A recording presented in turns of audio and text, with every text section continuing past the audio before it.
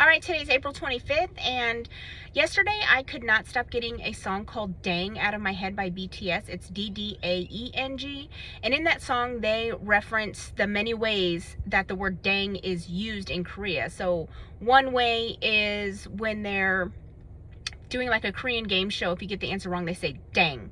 And then another one, they rap about, their haters, I guess, need to go back to school, and so they reference a Korean children's song, and I believe it goes Hakyo Jonggae Dang Dang Dang, which the dang dang dang is like ringing the school bell. So whenever God brings me that song, I know that I'm going to be given a message that's really just talking about scripture and not so much in a prophetic kind of way, except the fact that I have a dream that goes with it. So these are always really easy for me because I'm really just reading scripture. And today when I opened my Bible, I landed on the two stories that I'm going to talk about. The first one I'm going to reference, my mouth is dry, I did not drink enough water today. The first one I'm going to reference is a Korean drama called Tomorrow. And in that show, they show the background story of a woman back in the Joseon, I believe it's Joseon dynasty, back when there was like kings and queens and things like that, way back when, like 500 years ago or something like that. And these like raiders, I guess, come in and destroy an entire village, and they take all the women. And it's really violent. I mean, they lassoed these women by the neck and drug them behind them on a horse, and then they just took them away as like captives. So then when they're at the top of this hill, there's all these women, maybe 18 to 20 women, and they're making them serve them food. And the main character, she remembers when she was younger that she saw a flower that she learned was poisonous. But when they were up there camping, she saw that flower. And so she told the women, just trust me. And she starts adding this flower to this stew in this black kettle that she's cooking. And then they start feeding them to these, like, I said warriors, but they're like, they just came to destroy that. And so I'll just say bad guys. They start feeding them this stew that has this poisonous flower in them. They all start choking and dying and things like that. And the women, for the most part, are able to run before anyone starts noticing what's going on. So the scripture that goes with that part is 2 Kings chapter 4, verses 38 through 41. And that section is actually called Death in the Pot. And I also kept hearing the kettle is black, like calling the kettle black, but it's just about a kettle. Elisha returned to Gilgal, and there was a famine in that region. While the company of the prophets was meeting with him, he said to his servant, "Put on a large pot and cook some stew for these prophets." One of them went out into the fields to gather herbs and found a wild vine and picked as many of its gourds as his garment could hold. When he returned, he cut them into the pot of stew, though no one knew what they were. The stew was poured out for the men, but as they began to eat it, they cried out, "Man of God, there is death in the pot," or in this pot. Or, no, I said it right the first time. "Man of God, there is death in the pot," and they could not eat it.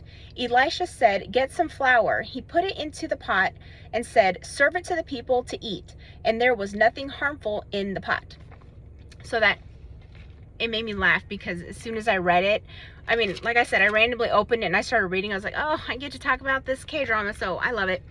The next scripture I'm going to talk about is also 2 Kings chapter 4 still, but I'm going to show you first what I dreamt about. And this was like over a year ago, and I actually was like, God, are you telling me to make some oils? No, it went with scripture, but this is way before I knew what was going on, and way before I understood the part of just showing scripture from the Bible that's not really prophetic, just a lesson. Anyways, so this is what I saw. I have so many notes written around it, so I had to fold it. This is what I saw in my dream. And in my dream, it was my sister had bought me way like 8 years ago this, when I used to do Christmas trees, but I never put it on my Christmas tree. It was huge. It was this giant egg that was really, it's a really fancy Christmas decoration in this, it was in a really pretty blue box, and you opened it and inside had like satin. I never used this. It was just not my style, but it was a gift. Anyways, in my dream though, it was that box.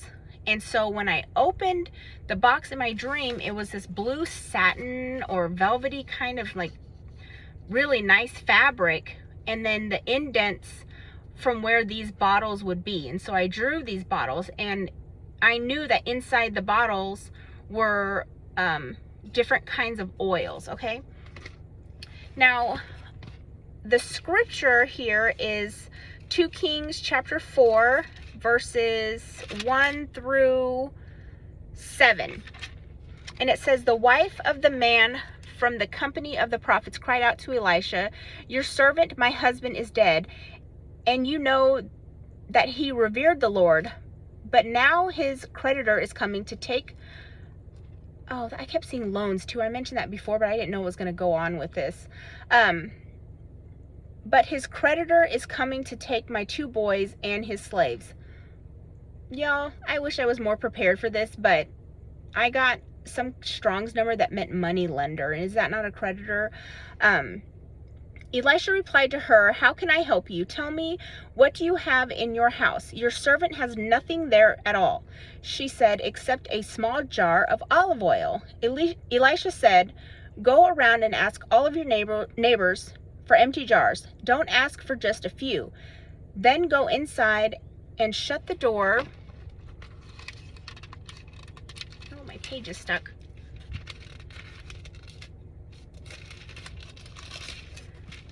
Sorry. And shut the door behind you and your sons. Pour the oil into all the jars, and as each is filled, put it to one side. She left him and shut the door behind her and her sons. They brought the jars to her where she kept pouring. When all the jars were full, she said to her son, bring me another one. But he replied, there is not a jar left. Then the oil stopped flowing. She went and told the man of God, and he said, go sell the oil and pay your debts. You and your sons can live on what is left. So that is the dream and the K-drama that led to those scriptures in 2 Kings 4,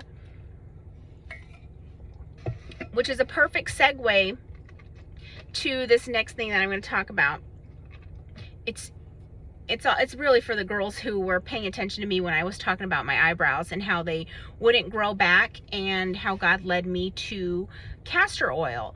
And so I bought this at Walmart. It's just a organic castor oil, and I've been putting it on my eyebrows for like, I don't know, maybe, if you look up that video that's called Don't Be Discouraged, it's around that time, like a couple of videos after that, that I started saying that God led me to castor oil, and I was going to try it on my eyebrows and see what was going to happen.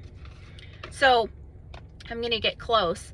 My eyebrows, see where it's thick, like right here and right here. Well, not thick to my liking, but that's where they were. And I had over plucked all through here and all down here and up here when in the 90s, when eyebrows were like this like one line, and they just barely ever grew back.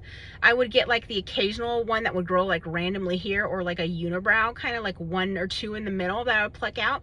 But since I started using the castor oil, I don't know if you can see, but like from here to here, I have like a whole bunch of hair, and here to here, I have hair, and then it's starting to grow here, a little bit up here, same there, which I'm really excited about it. And I know that it's hard to see it, so I'm gonna look crazy for a hot minute. I have this eyebrow thing, and I'm just gonna like brush it on where the hair is growing, so you could see like how much hair actually is growing so all that filled in. So there's hair there. It's just like going in crazy directions. I can't get it to lay flat yet. And then you can clearly see here. And this one too, I'll do this. So you can kind of see, this is not how I would apply it if I was going somewhere. I'm just doing this for the video purpose. But all that hair, just it caught the color. Anyways, good thing I'm not going anywhere after this, because I will look absolutely crazy. I'd rather have no eyebrows than whatever I just did right there. So all of that and that and that. So anyways, I'm just really glad that God led me to the castor oil. There are so many other benefits to using castor oil, but I can't make any claim to that because I haven't really stuck to that. So I am going to pick another thing that it's supposed to be good with and see how long it takes for me to get the result of that. Side note, I did start putting it all over my face after I get out of the shower or whatever, after I wash my face, and that has helped a little bit with the rosacea. So it looks really red here. That's because I wore makeup yesterday. In that video I posted, clearly I had a full face makeup, eyebrows and everything, but you know, I just need to I need to give my skin a breather.